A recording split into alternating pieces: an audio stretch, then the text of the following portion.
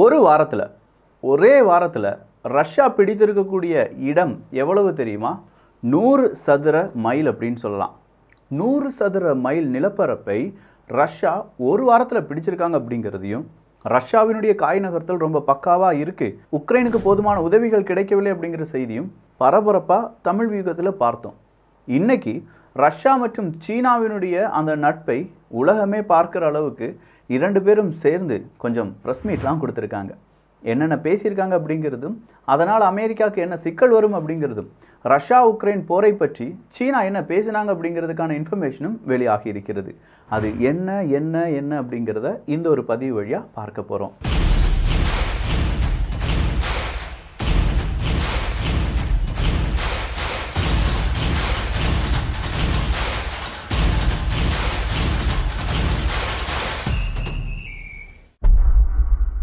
வியூகம் பார்க்குறதுக்கு முன்னாடி மெமரி செஸ் அப்படிங்கிறது நீங்கள் கேள்விப்பட்டிருப்பீங்க. குறிப்பாக UCD test qualified memory chess, அதுவும் உடனில் கிடச்சா எப்படி இருக்கும், அந்த ஒரு ப்ராடக்ட் தான் இந்த ஒரு ப்ராடக்ட். இதுக்கான லிங்க் கீழே டிஸ்கிரிப்ஷனில் இருக்குது. இது எப்படி விளையாடணும் அப்படிங்கிறதுக்கான லிங்க் நம்முடைய இன்ஸ்டாகிராமில் இன்றைக்கி ஒரு ரீலாக வந்துடும். கிட்ஸ் பெஸ்டி ஒஃபிஷியல் அப்படிங்கிற நம்முடைய இன்ஸ்டாகிராம் பக்கத்தையும் ஃபாலோ பண்ணிக்கோங்க. சூப்பரான ஐட்டங்க. 3 வயசு குழந்தையிலிருந்து இதை நம்ம கொடுத்தாலே நம்முடைய குழந்தைகளுடைய மெமரியை பூஸ்டப் பண்ண முடியும். எப்படி என்ன அப்படிங்கிறதெல்லாம் கிட்ஸ் பெஸ்டி ஒஃபிஷியலில் வந்து பாருங்கள். ரஷ்யா உக்ரைன் போர். இந்த ரஷ்யா உக்ரைன் போர் அப்படிங்கிறதுல உக்ரைனுக்கு தேவையான உதவிகள் கிடைக்கவில்லை அப்படிங்கிறது ஒரு புறம் இருக்கட்டும், ரஷ்யாவுக்கு தேவையான உதவிகள் எவ்வளவு குயிக்காக கிடைக்குது அப்படிங்கிறது தான் அடுத்ததாக வந்திருக்கக்கூடிய கேள்வி. ஈரானாக இருக்கட்டும், வடகொரியாவாக இருக்கட்டும், சீனாவாக இருக்கட்டும், இந்தியாவினுடைய ட்ரேடிங்காக இருக்கட்டும், ஒட்டுமொத்தமாக ரஷ்யாவுக்கு தேவையான உதவிகள் எல்லாம் நொடிக்கு நொடி அவங்களுக்கு கிடைக்கக்கூடிய நேரத்தில் கிடைச்சிட்டே இருக்குது. ஆனால் உக்ரைனுக்கு தேவையான உதவிகள் தான் நேரம் தாழ்த்தி இல்லாட்டி நேரம் கடத்தப்பட்டு பல நாடுகளாலும் இழுத்தடிக்கப்பட்டு உக்ரைனுக்கு தேவையான உதவிகள் கிடைக்காமலே போன உதவிகள் தான் நிறைய இருக்குது அப்படின்னு சொல்கிறாங்க. இப்போது ரஷ்யாவினுடைய அதிபர் புட்டின் அவர்கள் நேராக சீனாவில் வந்து இறங்குறார். என்னப்பா, international criminal court of justice arrest பண்ணுவீங்கன்னு சொன்னீங்களே, எங்க தொடுங்க பார்ப்போம், புட்டினை தொட்டு பாருங்க பார்ப்போம் அப்படின்னு சொல்லி சீனா என்ன செய்கிறாங்கன்னா சிவப்பு கம்பள வரவேற்பு அப்படிங்கிறத கொடுக்குறாங்க. இந்த இடத்துல ரொம்ப அழுத்தம் திருத்தமாக சிவப்பு கம்பள வரவேற்பு அப்படின்னு சொல்கிறேன்ல, ஏன் தெரியுமா? இதே சீனாவுக்குள்ள ஒரு 2 வாரத்துக்கு முன்னாடி, 1.5 இல்லாட்டி 2 வாரத்துக்கு முன்னாடி அந்தோனி பிளிங்கன் அவர்கள் வந்திருந்தாங்க பேச்சுவார்த்தையில் ஈடுபடுறதுக்கு. அந்தோனி பிளிங்கன் அவர்கள் வந்தபோது அவருக்கு சிவப்பு கம்பள வரவேற்பு கொடுக்கப்பட்டதா என்று கேட்டால் இல்லை. அந்தோனி பிளிங்கன் யார்? அமெரிக்காவினுடைய நம்பர் 2 இல்லாட்டி நம்பர் 3ன்னு வச்சுக்கோங்களேன், ஸ்டேட் செக்ரட்டரிங்க. அப்போது அந்த அளவுக்கு முக்கியமான ஒரு நபர் அவங்களுடைய பிரசிடெண்ட் ஜோ பைடன் அவர்கள், அடுத்ததாக ஸ்பீக்கர் அப்படின்னு சொல்லலாம், அதுக்கு அடுத்தபடியாக இருக்கிறது ஸ்டேட் செக்ரட்டரி. அப்போது ஸ்டேட் செக்ரட்டரி வரும்போது அவருக்கு தேவையான ஒரு சிவப்பு கம்பள வரவேற்பை கூட கொடுக்காத சீனா, அவரை வரவேற்பதற்கு சீனாவில் உயர் அதிகாரிகள் யாருமே அங்கே போகலை அப்படிங்கிறதும், அவருக்கான மேலதாளங்களோ இல்லாட்டி இசை கச்சேரிகளோ எதுவுமே கிடையாது. சும்மா பிளாங்காக வராரு, சீனாவுக்குள்ளே போகிறாரு, பேசுகிறாரு, மறுபடியும் போகிறாரு. அவரை வழி அனுப்புவதற்கு தூதரக அதிகாரிகள் வந்து வழி அனுப்புகிறாங்க அப்படிங்கிறதான் செய்தி. அப்போது அமெரிக்காவை சீனா எப்படி மதித்தது, எப்படி மிதித்தது அப்படிங்கிறது எல்லாமே அந்த ஒரு பதிவு வழியாக நம்ம பார்த்தோம். இதை தெளிவாக நம்ம வியூகத்தில் எடுத்து சொல்லியிருந்தோம். அதே மாதிரி புட்டின் அவர்கள் வரும்போது சிவப்பு கம்பள வரவேற்பு இருக்காதோ அப்படின்னு சொல்லி மேற்குலக நாடுகள் கொஞ்சம் நினச்சிருப்பாங்க. ஆனால் அவருக்கு பல இடங்களிலும் சிவப்பு கம்பள வரவேற்பு அப்படிங்கிறது தொடர்ச்சியாக கொடுக்கப்பட்டது என்கிற செய்தி வெளியாகி இருக்கிறது. எங்கே போனாலும் அவருக்கு சிவப்பு கம்பள வரவேற்பு தானா புட்டின் அவர்களுக்கு. அப்போ அமெரிக்காவை மதிக்காத சீனா ரஷ்யாவை ரொம்ப பெரிய அளவில் அவங்களுடைய தோளில் சுமந்து செல்கிறார்கள் அப்படிங்கிற தகவல் வெளியாகி இருக்கிறது.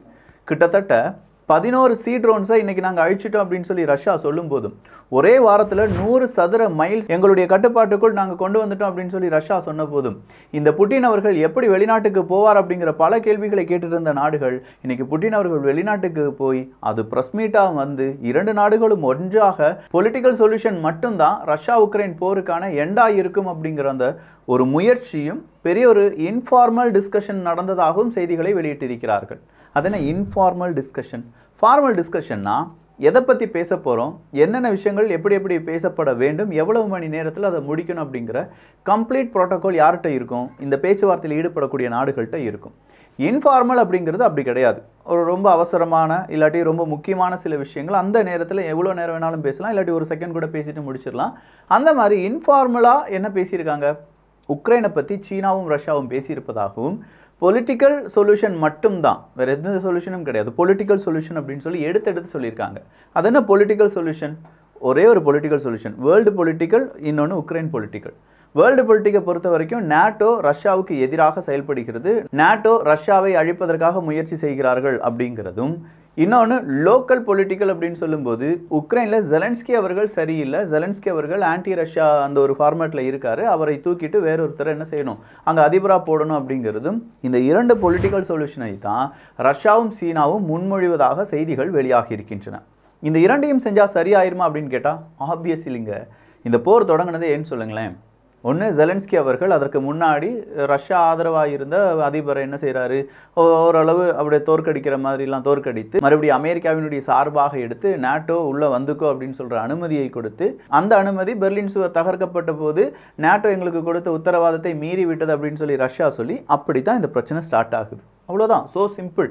வெறும் 1.5 நிமிஷத்தில் அதை சொல்லி முடிச்சிட்டேன். பட் 3 வருட வரலாறாக நம்ம அதை பார்க்கலாம். அப்படி இருக்கும் பட்சத்தில் இன்னைக்கு ரஷ்யாவும் சீனாவும் இந்த அளவு ஒற்றுமையாக இருந்ததே கிடையாது அப்படின்னு சொல்லி அவங்க 2 பேரும் சொல்கிறாங்க. வரலாற்றில் சீனாவும் ரஷ்யாவும் இப்படி ஒரு ஒற்றுமையாக அவங்களுடைய நட்பு இவ்வளவு ஸ்ட்ராங்காக இருந்த சரித்திரமே கிடையாது. அப்போ புதுசாக ஒரு வரலாறு உருவாகுகிறது. நம்ம ஒரு வருஷத்துக்கு 1.5 வருஷத்துக்கு முன்னாடி போட்ட வீடியோலாம் எடுத்து பார்த்தீங்கன்னா எந்தெந்த நாடுகளுக்கு இடையே போர் வரும் அப்படிங்கிற வீடியோலாம் போட்டிருப்போம். நிறைய வீடியோக்கள் போட்டிருப்போம். அதில் இது ஒரு கான்ட்ரவர்சியான வீடியோன்னு வச்சுக்கோங்க. அதில் ஒரு கண்டிப்பாக பல நாடுகள் அப்படின்னு சொல்கிறதுல ஒரு நாடு இருக்குது, ரஷ்யாவும் சீனாவும். அவங்களுக்குள்ள டிஸ்பியூட் நிறைய இருக்குது, அவங்களுக்குள்ள யுத்தம் வர்றதுக்கான சான்சஸ் அப்படிங்கிறது நிறைய இருக்குது. கம்யூனிச சித்தாந்தத்தில் 2 நாடுகள் ஒரே நேரத்தில் ஒரே மாதிரியான கம்யூனிச கொள்கையை சார்ந்து இருக்கக்கூடிய நாடுகளாக வருவார்களா, எதிரெதிர் திசையில் இருக்கக்கூடிய கம்யூனிச நாடுகள் எப்படி இருப்பார்கள் அப்படிங்கிறதெல்லாம் பார்க்கும்போது வரலாறு நமக்கு சொல்லிக் கொடுப்பது சீனாவும் ரஷ்யாவும் சண்டை போடுவாங்க அப்படிங்கிறது தான். அதெல்லாம் மீறி இன்னைக்கு அவங்களுக்குள்ள ஒரு ஐக்கியத்தை ஏற்படுத்தி அந்த ஐக்கியம் உலக நாடுகள் திரும்பி பார்க்கும்படியாக இருப்பது அப்படிங்கிறது இந்த ரஷ்யா உக்ரைன் போரால் ஏற்பட்ட விளைவுகள் தான். சரி, அப்போ உக்ரைனுக்கு இன்னும் உதவிகள் வரலையா அப்படின்னு கேட்டால் வந்துச்சு. ஒரு $2 பில்லியன் அமெரிக்க டாலரை நாங்கள் வேணால் உக்ரைனுக்கு கொடுக்குறோன்னு சொன்னாங்களே. ஆனால் அதெல்லாம் எப்போது வரும் அப்படிங்கிறது தான். 61 பில்லியன் அமெரிக்க டாலர் உடனடியாக அவங்களுடைய காங்கிரஸ் சபையில் அனுமதித்த பிறகு வந்து விட்டதா உக்ரைனுக்கு அப்படின்னு கேட்டால் இல்லை, இன்னும் வரலையே அந்த உதவிகள். கேட்டால் வந்துட்டுருக்கு, பைப்லைனில் நாங்கள் கொடுத்துருக்கோம், சீக்கிரமாக அந்த உதவிகள் எங்கே வந்துடும், உக்ரைனுக்குள்ளே வந்துடும் அப்படின்னு சொன்னாங்க. அந்தோனி பிளிங்கன் அவர்கள் உக்ரைனுக்குள்ளே வந்த பிறகும் அவர் அதே தான் சொன்னார். இன்றைக்கி ஜெலன்ஸ்கி அவர்கள் என்ன சொல்கிறாருன்னா, கர்கிவ் ரீஜனில் முக்கியமான இடங்கள் யாருடைய கட்டுப்பாட்டுக்குள்ளே வந்துடுச்சு, ரஷ்யாவினுடைய கட்டுப்பாட்டுக்குள் வந்துடுச்சு. அங்கே மிலிட்ரி பொசிஷன் அப்படிங்கிறது ரொம்ப சொல்ல முடியாத அளவுக்கு பிரச்சனையாக இருக்கிறது அப்படிங்கிறதை ஒத்துக்கொண்டார் ஜெலன்ஸ்கி அவர்கள். 7 கிராமங்களை அவங்க பிடிச்செடுத்துட்டாங்க அப்படின்னு சொன்ன போது கூட ஜெலன்ஸ்கி அவர்கள் இல்லை, சண்டை நடந்துட்டு தான் இருக்குது, கிராமங்கள் அவங்களுடைய கட்டுப்பாட்டுக்குள் போகவில்லை அப்படின்னு சொல்லிட்டு இருந்த ஜெலன்ஸ்கி இன்னைக்கு மிலிட்ரி அப்படிங்கிறது எக்ஸ்ட்ரீம்லி டிஃபிகல்ட்டாக அந்த இடத்துல இருக்குது அப்படிங்கிற வார்த்தையை சொல்லியிருக்கும் போதே உக்ரைன் எந்த அளவுக்கு வீழ்ந்து விட்டார்கள் அப்படிங்கிறது தெரிகிறது. டென்மார்க் அரசாங்கம் ஒரு 815 மில்லியன் அமெரிக்க டாலரை உடனடியாக உக்ரைனுக்கு நாங்கள் கொடுக்கிறோம் அப்படின்னு சொல்லி கொடுக்கறதுக்கான முயற்சிகளில் ஈடுபட்டிருக்காங்க. சரி, அப்படின்னா உக்ரைன் பேசாமல் ரஷ்யாவுக்குள்ளே இறங்கி அடிச்சிட வேண்டியதானே அப்படின்னு கேட்டால் அதுக்கும் அமெரிக்கா ஒரு பெரிய செக் மார்க் வச்சுருக்காங்க. அமெரிக்காவை பொறுத்த வரைக்கும் ரஷ்யாவினுடைய டெரிட்டரியில் உக்ரைன் அடிப்பதை நாங்கள் எப்போதும் என்கரேஜ் பண்ணவே மாட்டோம் அப்படிங்கிறது தான். எந்த ஒரு காரணத்திலும் எந்த ஒரு நிலைமையில் கூட ரஷ்யாவுக்குள்ளே உக்ரைன் அடிப்பதை நாங்கள் ஏற்றுக்கிட மாட்டோம். அப்படி ஏதாவது நடந்துச்சுன்னா நாங்களே உக்ரைனுக்கு எதிராக செயல்படுவோம் அப்படின்னு சொல்லியும் உக்ரைனுக்கு பெரிய ஒரு மாவுக்கட்டை போட்டு விட்டுருக்காங்க அமெரிக்கா. இதையும் தாண்டி உக்ரைன் அடிச்சிட்டாங்க அப்படின்னா அது ஒரு சிக்கல் தான். கர்கிவ் ரீஜனில் ரஷ்யாவினுடைய இராணுவம் அப்படிங்கிறது இப்போ பார்ஷியலி ஸ்டேபிளைஸ் செய்யப்பட்டிருக்கிறது.